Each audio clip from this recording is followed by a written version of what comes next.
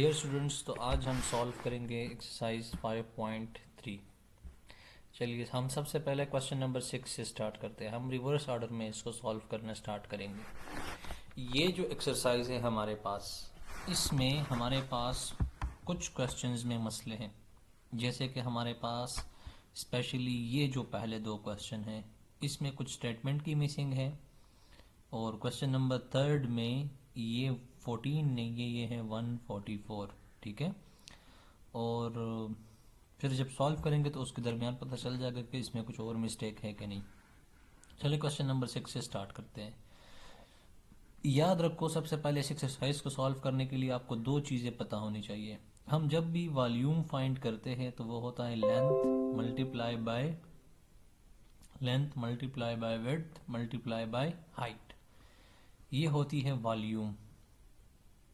इसके अलावा हम जब एरिया फाइंड करते हैं तो एरिया होता है लेंथ मल्टीप्लाई बाय विड्थ। अगर मुझे इसका अगर एरिया चाहिए तो मैं इसके विड्थ को मल्टीप्लाई करूंगा इसके लेंथ के साथ, तो मुझे ये एरिया मिल जाएगा। इसके अंदर जितनी भी ये एम्प्टी स्पेस है ये मिल जाएगा। लेकिन ये 2 डायमेंशनल फिगर है। ठीक है। अगर थर्ड डायमेंशन की कोई फिगर हो, जैसे कि अगर मैं इधर ड्रॉ करूं, जैसे कि ये एक फिगर है, ये अगर आपके पास ऐसी कोई थर्ड डायमेंशन की एक फिगर हो तो उसकी लेंथ, उसकी विड्थ और उसकी हाइट को जब आप मल्टीप्लाई करोगे तो इसके अंदर जितना भी ये ओपन एम्प्टी स्पेस है ये आपको मिल जाएगा। इसको हम कहते हैं वॉल्यूम। ठीक है। तो इस पूरे चैप्टर में आप लोग बस यही करोगे कि आपने या वॉल्यूम फाइंड करना होगा या आपने एरिया फाइंड करना होगा। ठीक है। तो तो चलिए जी क्वेश्चन नंबर 6 को स्टार्ट करते हैं। क्वेश्चन नंबर 6 में है कि the volume of the box is this. If the length of one side is y minus 2, find the length of other two sides. देखो मैंने फार्मूला क्या बताया, volume is equal to length multiply by width multiply by height. उन्होंने length दे रखा है जो कि है y माइनस 2 और वॉल्यूम दे रखा है। तो वॉल्यूम दे रखा है और लेंथ दे रखा है, और क्या करें find length of other two sides. Means इन दो साइड्स की आप क्या करें, इन दो साइड्स को फाइंड करें। तो इसमें पुटिंग करें, इसमें सिंपली वैल्यूज पुट करें। तो जब आप इसमें वैल्यूज पुट करेंगे तो ये हो जाएगा y cube minus 2y square minus y plus 2 is equal to, length की जगह y माइनस 2 आ जाएगा, y माइनस 2 और क्या रह गया, विड्थ रह गई और हाइट रह गया। क्योंकि ये हमारे पास है नहीं, ये हमने फाइंड करनी है। तो बोथ साइड को y माइनस 2 पे डिवाइड करें। ठीक है। तो ये और ये कैंसिल आउट हो जाएगा, तो क्या रह जाएगा W H is equal to y cube minus 2y square minus y plus 2 divided by y minus 2। तो अब सिंपली क्या करें, इस पॉलिनोमियल को डिवाइड करें इससे।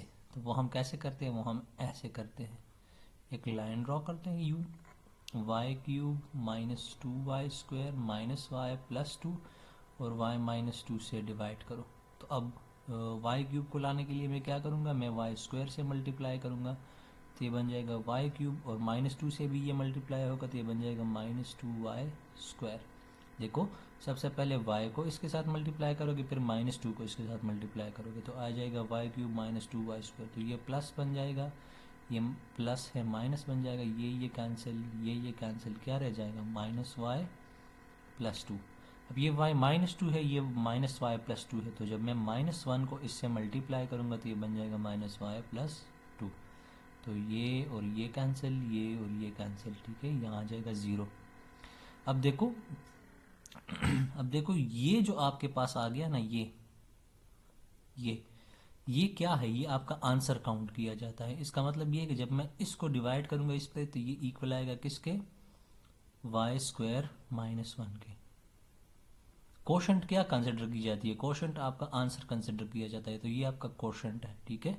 तो इसका मतलब ये है कि दिस इम्प्लाइज आपका जो डब्ल्यू एच है वो इक्वल आ गया वाई स्क्वायर माइनस 1 के।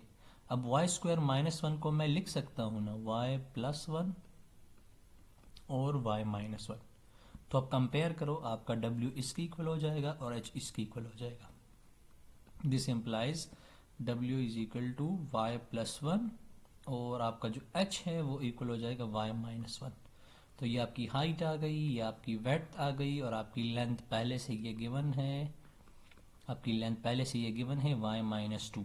ठीक है, और अगर आप इन तीनों को दोबारा मल्टीप्लाई करोगे तो आपको ये वॉल्यूम मिल जाएगा दोबारा से। ठीक है, हमेशा आपका right hand side left hand side के इक्वल होना चाहिए। तो लेफ्ट हैंड साइड में v है, l की जगह ये पुट करो, w की जगह ये पुट करो, h की जगह ये पुट करो, तो आपको दोबारा ये मिल जाएगा। ठीक है तो आई होप सो कि आप लोगों को क्वेश्चन नंबर 6 समझ आई होगी। ठीक है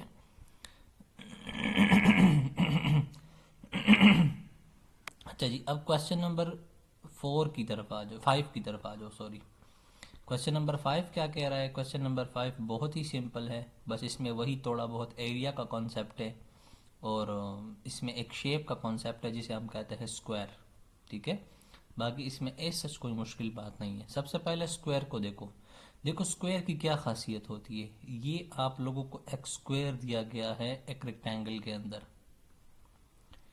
स्क्वायर की ये खासियत होती है कि अगर ये साइड आपके पास 2 सेंटीमीटर है तो ये भी 2 होगा, ये भी 2 होगा, ये भी 2 होगा। स्क्वायर के सारे जो साइड है वो सेम होते हैं, इक्वल होते हैं। ठीक है, स्क्वायर के क्या होते हैं? स्क्वायर के सारे साइड्स इक्वल होते हैं। ठीक है, तो ये बात याद रखना। ठीक है, इसके अंदर जितने भी एंगल्स होते हैं वो भी इक्वल्स होते हैं। इनके अंदर जो ये डायगोनल्स होती है ये और ये भी आपस में इक्वल होते हैं। यहाँ जो एंगल बनता है, यहाँ जो एंगल बनता है, यहाँ जो बनता है, यहाँ जो बनता है, यहाँ जो एंगल बनता है, यहाँ जो एंगल बनता है यहाँ जो एंगल बनता है, यहाँ जो एंगल बनता है, ये सारा सब कुछ क्या होता है कि इक्वल होता है। ठीक है, तो आई होप सो कि आप लोगों को ये स्क्वायर याद होगा। फिर स्क्वायर के बारे में ये इन्फॉर्मेशन याद रखना क्योंकि ये इस क्वेश्चन में हम इस कॉन्सेप्ट का यूज़ करेंगे। ठीक है, अब क्वेश्चन क्या कहता है? क्वेश्चन की स्टेटमेंट काफ़ी अच्छी बड़ी है लेकिन है बहुत सिंपल ये। वो कह रहा है कि the area of rectangle ACED is represented by this. ठीक है, वो कहता है रेक्टेंगल का जो एरिया है हमारे पास, इस रेक्टेंगल का, वो ये है। और रेक्टेंगल इसके बारे में बात, ACE और D इनको ज्वाइन करो तो आपका रेक्टेंगल बन जाएगा। ठीक है, वो कहता है इसका जो एरिया है, एरिया मैंने क्या कहा था किसके इक्वल होता है? लेंथ मल्टीप्लाई बाय विड्थ के। वो कहते हैं इसका जो एरिया है, जब आप इस रेक्टेंगल के लेंथ और विड्थ को मल्टीप्लाई करो तो वो क्या आता है? वो ये आता है। ठीक है, वो कहते हैं कि इट्स विड्थ, इस रेक्टेंगल के विड्थ के बारे में अब बात हो रही है, मींस इसकी इस विड्थ की बात हो रही है। वो कह रहे हैं कि इज रिप्रेजेंटेड बाय 2x+8। वो कहते हैं कि आपका ये जो विड्थ है ये है 2x+8 और आपका ये जो एरिया है ये इक्वल है किसके? 6x² + 38x + 56। ठीक है, अब वो क्या कह रहे हैं अच्छा, उन्होंने यहाँ पे स्टेटमेंट स्टॉप कर दी और आखिर में find the length of rectangle. इस साइड की हमें अब मेजरमेंट करनी है, लेंथ फाइंड करनी है हमें इसकी। ठीक है, और क्या कह रहे हैं कि find the area of square, इस स्क्वायर का फिर हमने एरिया भी फाइंड करना है। ठीक है, और फिर क्या कह रहे हैं इजाफी के point B is the mid point of AC and ABFG is square. वो कह रहे हैं कि ये जो पॉइंट है ये मिड पॉइंट है इस साइड का। ठीक है तो अगर मैं शॉर्टकटली बताऊं, अगर मैं इस पूरे क्वेश्चन को अगर समराइज करूं, जितना भी स्टेटमेंट मैंने आपको बता दिया, अगर मैं इसको समराइज करूं इसकी समराइजेशन कुछ यूं है कि आपने, एक मिनट में ज़रा इसको मिटा दूं।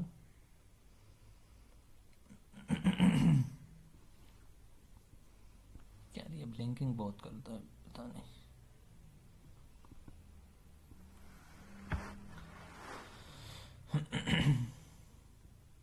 अच्छा, अगर मैं इसकी समराइजेशन बता दूं ना, तो उसकी समराइजेशन ये है कि मैंने इस स्क्वायर का एरिया फाइंड करना है और ये जो रेक्टेंगल गिवन है इसका लेंथ, इसकी लेंथ फाइंड करनी है।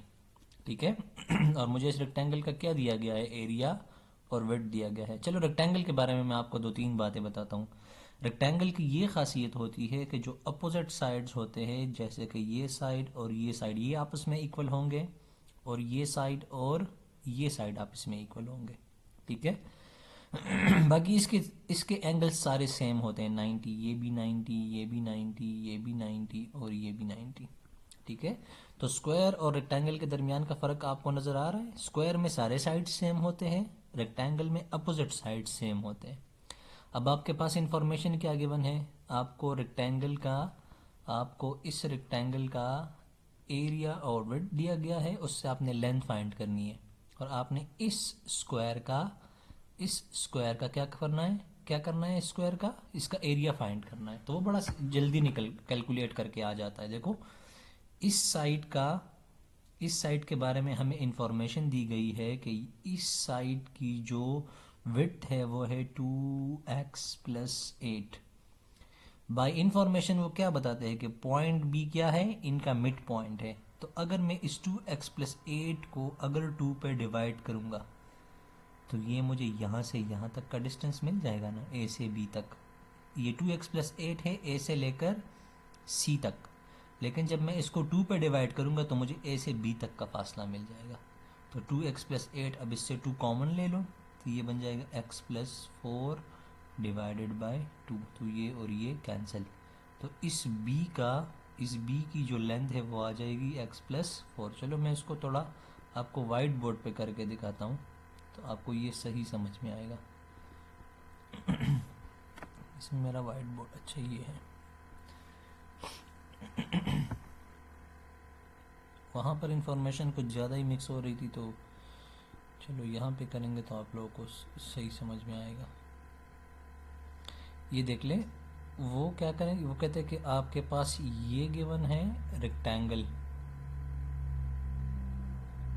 रेक्टेंगल में जो इस साइड की जो विड्थ थी वो थी 2x+8। ये था ए, ये था बी और ये था सी। ठीक है। तो इसको 2 पे डिवाइड करोगे तो आपको ए से लेकर बी तक ये फासला मिल जाएगा x+4। अब आपके पास क्या गिवन था, स्क्वायर, और मैं आप लोगों ने एक साइड की लेंथ फाइंड कर दी जो कि है x+4। तो बाय डायरेक्ट स्क्वायर के सारे साइड्स क्या होते हैं, सेम। तो ये भी x+4 बन जाएगा, ये भी x+4 बन जाएगा और ये भी x+4 ही बन जाएगा। अब एरिया हम कैसे कैलकुलेट करते हैं, किसी भी स्क्वायर का जब हम एरिया कैलकुलेट करते हैं तो वो सिंपली होता है लेंथ मल्टीप्लाई बाय विड्थ। तो एरिया ऑफ अ स्क्वायर हो जाएगा x+4 multiply by x+4, x+4 multiply by x+4। तो आपका जो एरिया है वो बन जाएगा बेसिस सेम पावर 8, तो x+4 का स्क्वायर। ठीक है। तो ये क्या बन जाएगा, ये आप लोगों के स्क्वायर का एरिया बन जाएगा। ठीक है। ये क्या बन जाएगा, ये आप लोगों के स्क्वायर का एरिया बन जाएगा। अब हमें रेक्टेंगल का एरिया भी कैलकुलेट करने का कहा गया है। तो वो भी होता है एरिया ऑफ रेक्टेंगल होता है लेंथ मल्टीप्लाई बाय विड्थ। अब लेंथ हमें जो गिवन है वो क्या है, लेंथ जो हमें गिवन है वो है लेंथ जो हमें गिवन है वो है 2x+8। और जो विड्थ हमें गिवन, जो एरिया हमें गिवन है वो ये है। हमने क्या फाइंड करनी है, हमने फाइंड करना है विड्थ, क्या लेंथ फाइंड करनी है। हमने लेंथ फाइंड करनी है इसकी। ठीक है। तो देख लें, देखो ये मैं कैसे करता हूँ। तो एरिया होता है length multiply by width. Area हमें दिया गया है 6x² plus 38x plus 56 is equal to, length calculate करना है और विड्थ हमें दिया गया है 2x+8। तो 2x+8 को बोथ साइड डिवाइड करो, 2x+8, तो ये और ये कैंसिल, तो आपका लेंथ आ जाएगा 6x² plus 38x plus 56 divided by 2x+8। ठीक है। तो आप सिंपली इसको डिवाइड करो, देखो कि आपके पास क्या आता है। जो आपका क्वोशंट आएगा वो आपका लेंथ कहलाएगा। तो ये बन जाएगा 6x² plus 38x plus 56 2x plus 8। तो मैं किससे मल्टीप्लाई करूं? मल्टीप्लाई करूंगा मैं 3x से, तो ये बन जाएगा 6x² और 3 8 जा 24, तो 24x ये बन जाएगा माइनस, तो इससे क्या आ जाएगा? इससे आ जाएगा 14x, इससे आ जाएगा 14x प्लस 56।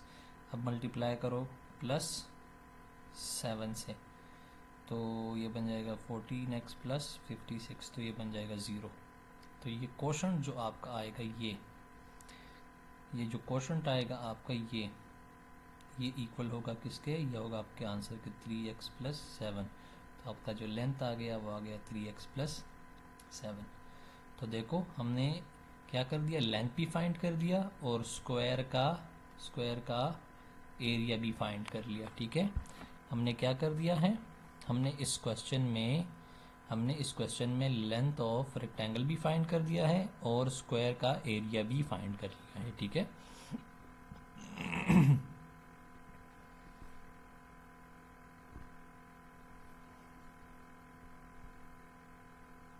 अब जी आएंगे हम क्वेश्चन नंबर 4 की तरफ। 4 से पहले क्वेश्चन नंबर 2 देख लो, जो कि इंतहाई सिंपल और शॉर्टकट है। ठीक है, क्वेश्चन नंबर 2 में कहते हैं कि एक क्रिकेट मैच है, क्रिकेट मैच का सीजन शुरू है। ठीक है, वो कहते हैं कि the number of tickets sold during the match can be modelled by this equation where x is the number of games played, find the number of tickets sold during the 12th game of the cricket season। वो कहते हैं कि cricket के seasons होते हैं, summer, और जैसे summer का सीज़न है या जो मुल्क ठंडे हैं वहाँ पर जो सीज़न होता है वो समर सीज़न होता है। हमारे यहाँ पूरे साल क्रिकेट चलती रहती है। ठीक है, तो वो कहते हैं कि क्रिकेट का एक सीज़न शुरू हो गया। इसमें वो कहते हैं कि आपके पास एक इक्वेशन है जो आपको बताएगा कि कितने टिकट आपने बेच दिए हैं। तो वो कहते हैं कि नंबर ऑफ टिकट बताओ। वो कहते हैं कि जो आपके जो 12 गेम हो गए हैं, तो बताओ उसमें आपने कितने टिकट बेच दिए हैं। ठीक है, तो वो आप क्या करो, सिंपल इधर x की जगह क्या पुट करोगे 12, इधर भी x की जगह 12, इधर भी 12, इधर भी 12, और फिर कैलकुलेट करो कि क्या आता है।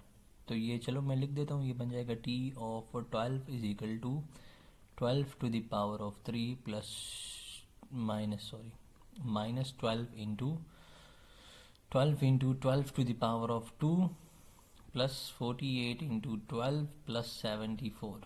तो ये दोनों कैंसिल हो जाएंगे, तो क्या रह जाएगा 48 मल्टीप्लाई बाई 12 प्लस 74। इससे जो भी आता है मेरे ख्याल में कोई 600 प्लस ही आता है। तो इससे जो भी आप कैलकुलेटर को ये दे दो 48 मल्टीप्लाई 12 प्लस 74, जो भी आएगा वो आपका आंसर बन जाएगा। ठीक है, तो वो आपके टोटल नंबर ऑफ टिकट्स हो जाएंगे जो आपने 12 गेमों में क्या कर दिए हैं, बेच दिए हैं, फरोख्त कर दिए हैं। ठीक है,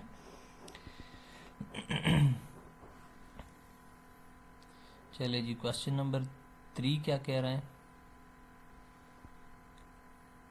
सॉरी,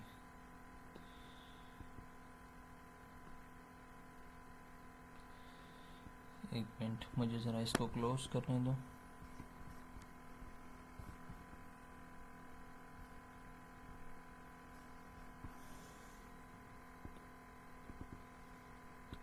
अरे जी, क्वेश्चन नंबर 3 क्या कह रहा है? क्वेश्चन नंबर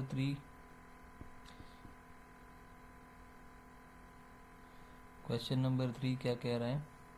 क्वेश्चन नंबर 3 कह रहा है कि रेक्टेंगुलर सॉलिड हैज़, अच्छा इस क्वेश्चन में मिस्टेक है। क्वेश्चन में मिस्टेक क्या है? क्वेश्चन में मिस्टेक ये है कि ये 14 के बजाय है 144। ठीक है, बस ये बात याद रखना, ये इसमें क्या है, मिस्टेक है। वो कहते हैं कि rectangular solid has volume 144 cubic unit, the width is twice the height and the length is 2 unit more than its width, find the dimensions of the solid। वो कहते हैं कि एक रेक्टेंगल है आप लोगों के पास, क्या है, एक रेक्टेंगल है आप लोगों के पास।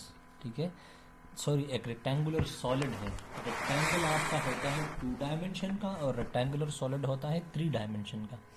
वो कहते हैं उसका जो वॉल्यूम है वो है 144 और उसकी जो विड्थ है वो क्या है, वो 2 टाइम्स ऑफ उसके हाइट है। देखो width is twice the height और उसका जो लेंथ है वो क्या है 2 unit, 2 unit more than the width, वो 2 unit more than the width है। ठीक है, यहाँ पर एक टर्मिनोलॉजी याद रखना जब यूनिट्स की बात आती है ना तो आप एडिशन के पीछे जाओगे। एडिशन, जब 2 यूनिट मोर तो मोर के लिए प्लस आएगा, जब यहाँ पर आएगा लेस उसके लिए साइन आएगा माइनस।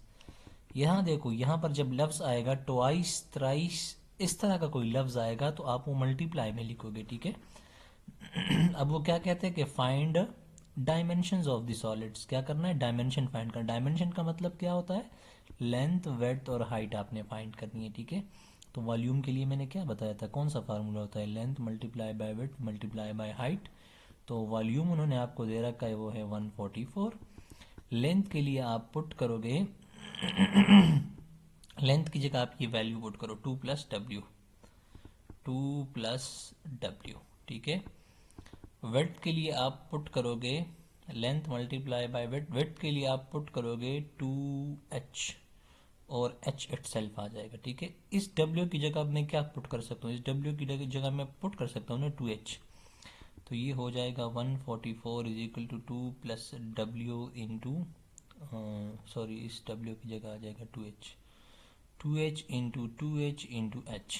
ठीक है, तो इसको जब कैलकुलेट करोगे इससे आपके पास h आएगा, तो 144 इज इक्वल टू, मल्टीप्लाई करो इसको 2 प्लस 2h, ये बन जाएगा 2h स्क्वायर, ये बन जाएगा 4h square plus 4h cube is equal to 144 है। तो इस साइड से 4 कॉमन ले लो, इस साइड से जब 4 कॉमन लोगे तो ये बन जाएगा h cube plus h square into 4 is equal to 144।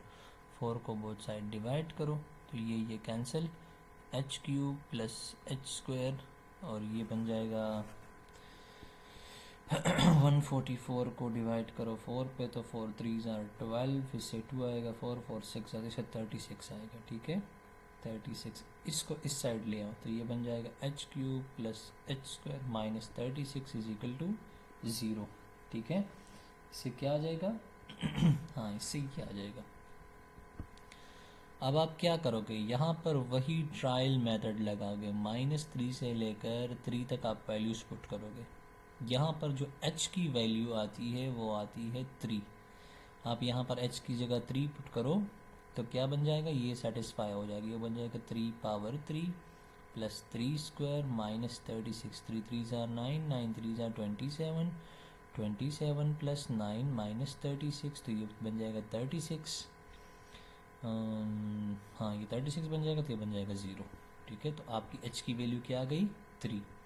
तो जब आपकी h की वैल्यू आ गई 3 तो इससे आप लेंथ और वेड्थ फाइंड करें, तो वेड्थ आपका क्या था 2 टाइम्स ऑफ h था, तो वेड्थ आपका बन जाएगा 2 टाइम्स h की जगह आ जाएगा 3, तो ये बन जाएगा 6 और लेंथ आपका था 2 प्लस w की वैल्यू क्या आई है 6, तो length is equal to 2 plus 6, तो ये आ जाएगा 8। ठीक है, तो आपकी लेंथ 8 आ गई, आपकी हाइट 3 आ गई और आपकी जो विड्थ है वो 6 आ गई।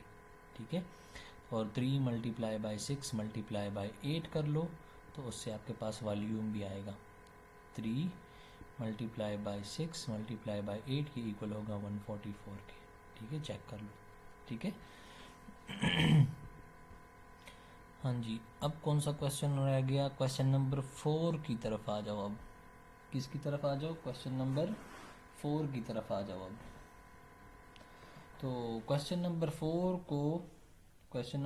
को अब सॉल्व करेंगे। ठीक है, मैं इसको क्रॉस करके दोबारा कर दूँ ताकि मुझे ये मिटाना ना पड़े।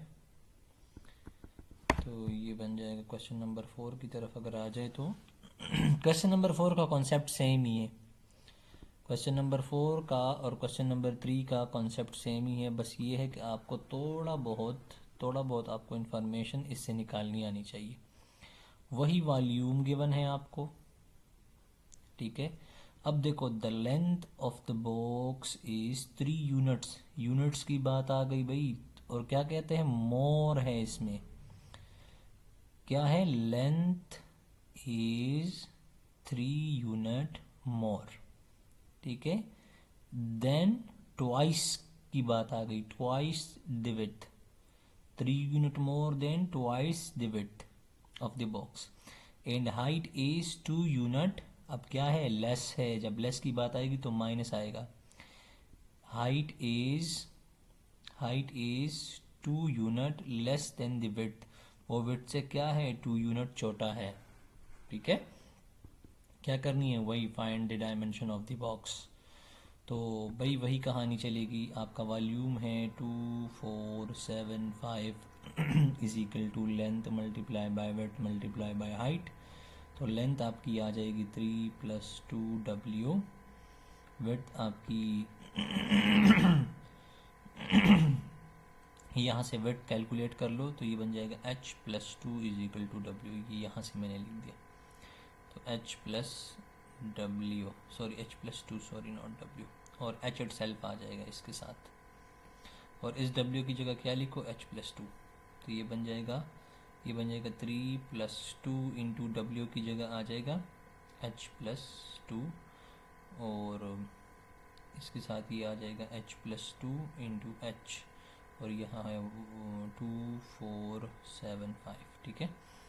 तो ये बन जाएगा, इसको अगर मैं सिंप्लीफाई करूँ तो ये बन जाएगा, इसको अगर मैं सिंप्लीफाई करूँ तो ये बन जाएगा 2475 इज इक्वल टू, ये बन जाएगा 3 + 2h + 4, और ये बन जाएगा h + 2, और ये बन जाएगा h, तो 2475 इज इक्वल टू 3 + 4, तो ये बन जाएगा 7 + 2h into h + 2 into h, ठीक है।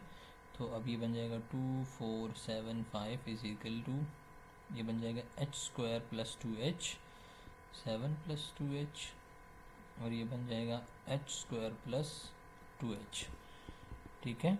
ये बन जाएगा h² + 2h, तो ये बन जाएगा 2475, ये 2475 ये बन जाएगा 7 इंटू h² + 2h, और ये बन जाएगा +2h इंटू h² + 2h,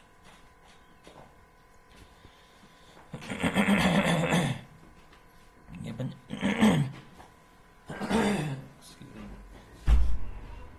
तो ये बन जाएगा 2475 is equal to 7h² + 14h + 2h³ + 4h², ठीक है।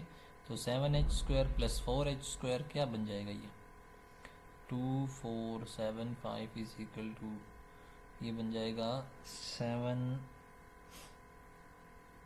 11h², ठीक है। ये बन जाएगा 2h³ + 11h² + 14h, ठीक है, हाँ, ठीक है। तो अब इसको उधर ले आओ तो ये बन जाएगा 2h³ + 11h² + 14h + 14h -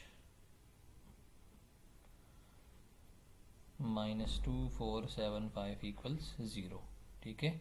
यहाँ पर आप जब h = 9 पुट करोगे तो आपका ये सोल्यूशन आएगा।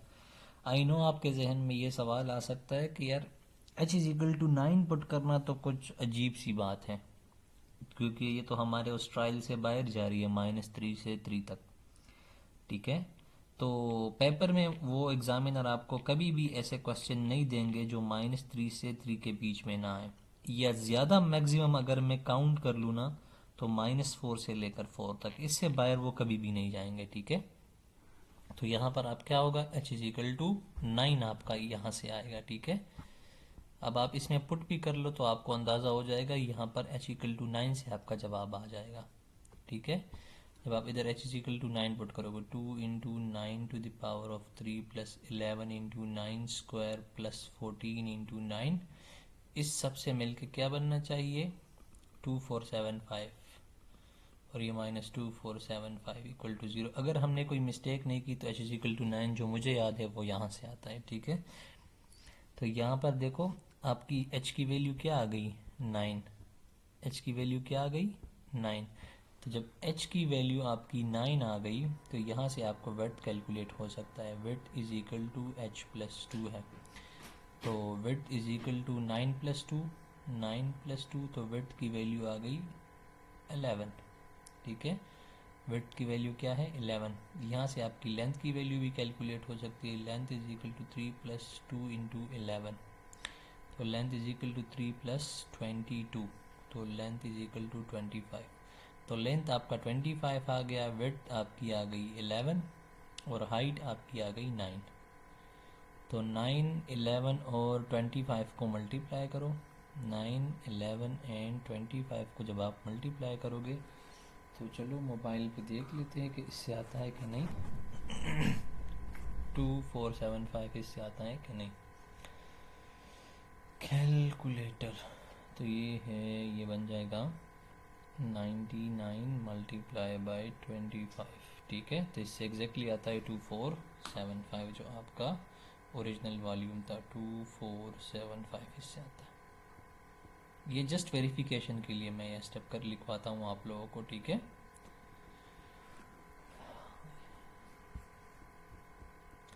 तो कौन सा क्वेश्चन रह गया, क्वेश्चन नंबर 1 रह गया। इससे बहुत सिंपल क्वेश्चन आता है, ये जो क्वेश्चन नंबर 4 जो मैंने करवा दिया, इसमें जब आप वो इक्वेशन तक पहुंचते हैं, इक्वेशन तक, इक्वेशन में याद रख के -3 से लेकर 3 तक आपको नंबर मिल ही जाएगा। -3 से अगर ये बढ़ रहा है तो मैक्सिमम -4 से 4 तक, बहुत ही मैं मुश्किल कर दूं तो -5 से 5 तक, इससे आगे का तो सवाल ही पैदा नहीं होता, क्योंकि हमारे पास तो फिर इनफाइनाइट नंबर है, ठीक है। तो एग्जामिनर आपको लाजमी -3 से 3 तक या -4 से 4 तक, या बहुत ही कोई मैं टफ एग्जामिनर बन जाऊँ तो -5 से 5 तक, इससे ज़्यादा मैं ये ज़्यादती होगी स्टूडेंट के साथ कि अगर मैं इससे ज़्यादा कोई नंबर सोचूं, ठीक है। तो अब क्वेश्चन नंबर 1 की तरफ आते हैं। क्वेश्चन नंबर 1 में हमारे पास स्टेटमेंट में मिसिंग है, ये स्टेटमेंट इस तरह से कंप्लीट नहीं है, ठीक है।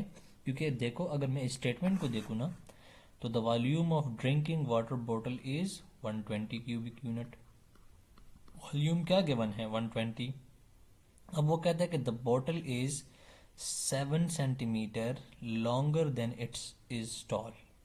अब वो कहता है कि अब वो कहता है कि बोतल क्या है, वो 7 सेंटीमीटर लॉन्गर है बजाय देन इट्स टॉल, और वो कहता है कि find the dimension of the बोतल।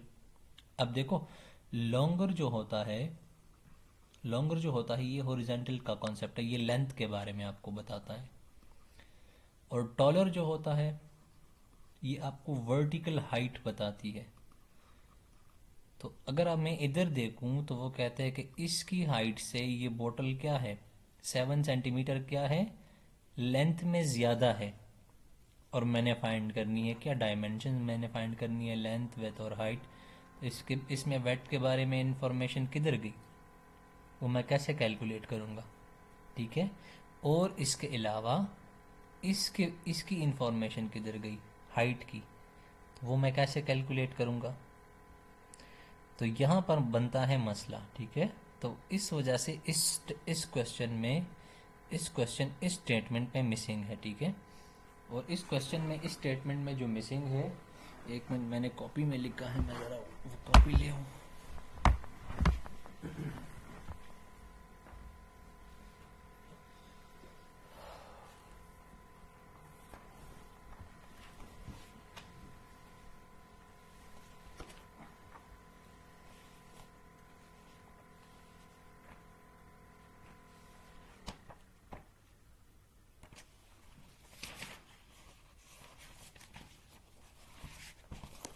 जी, तो अगर मैं इसकी स्टेटमेंट को अगर करेक्ट अंदाज में लिखवाऊँ तो इसकी स्टेटमेंट है, इसकी करेक्ट स्टेटमेंट है, यहाँ से इसकी स्टेटमेंट देखो और करेक्ट करके लिखो। इसकी स्टेटमेंट में असल में है कि the bottle is 7 centimetre longer than it's tall, and यहाँ से है and 3 centimetre 3 centimetre shorter than it's tall, tall. तो अब ये सही बन जाएगा, find the dimension of the bottle. ठीक है, तो वॉल्यूम का क्या वही कॉन्सेप्ट होता है, वॉल्यूम हम कैसे लिखते हैं, length multiply by width multiply by height. Volume हमें गिवन है 120, ठीक है, और हमने कैलकुलेट करनी है लेंथ विड्थ और हाइट। तो इन्फॉर्मेशन को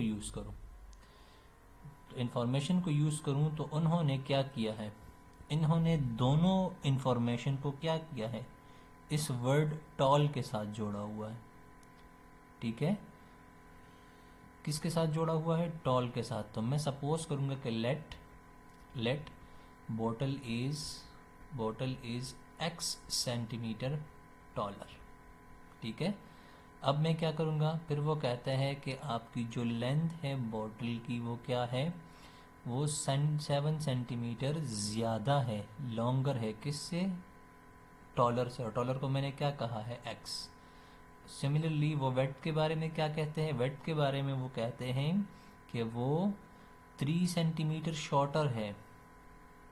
शॉर्टर के लिए माइनस आएगा, लॉन्गर के लिए प्लस आएगा। ठीक है, तो देखो ये आपकी वेट निकल आई, ये आपकी लेंथ निकल आई, और ये आपकी ये, तो लेंथ वेट और ये हाइट है आपकी। ठीक है, तो 120 इज इक्वल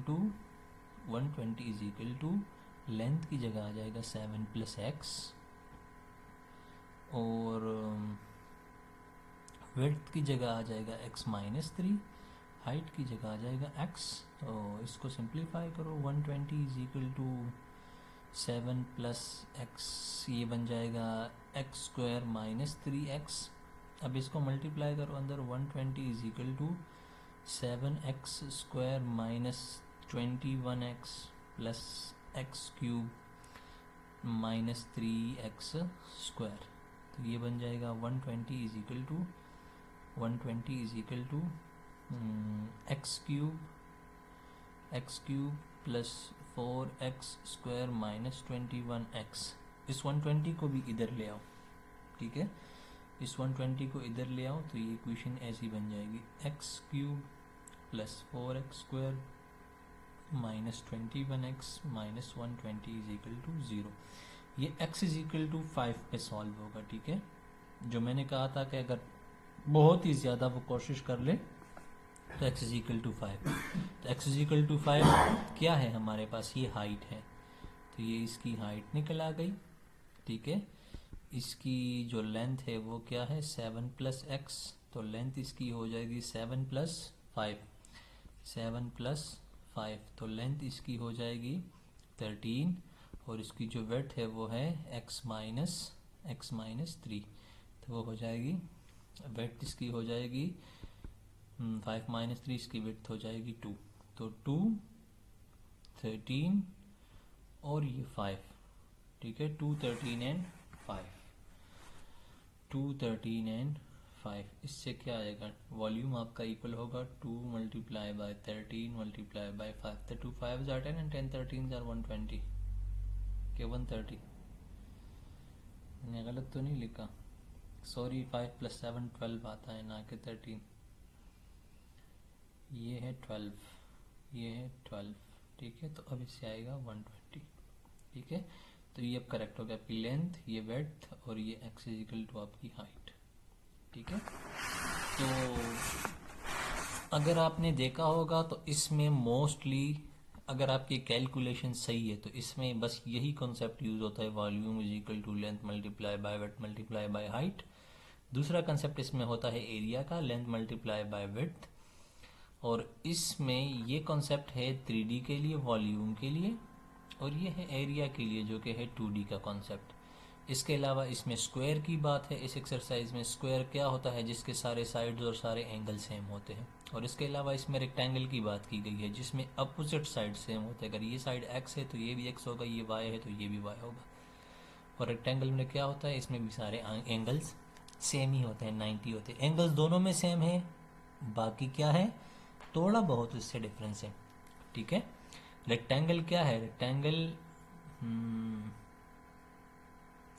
बस ठीक है, यहाँ तक काफ़ी इजाफी बातों के पीछे नहीं जाते। ठीक है, तो जहाँ पे आप लोगों को समझ ना आए फिर मुझे टेक्स्ट कीजिएगा, मैं आपको दोबारा वो क्लियर करके दूंगा। ठीक है, बाकी प्रैक्टिस करें, ये आपको प्रैक्टिस से ही समझ आएगा। ठीक है, और कोशिश करें कि इसको आप लोग कंसेप्चुअली सीखें, क्योंकि स्टेटमेंट तो आप लोगों को पेपर में कभी भी ये नहीं मिलेंगे जो यहाँ पर एक्सरसाइज में लिखे गए हैं।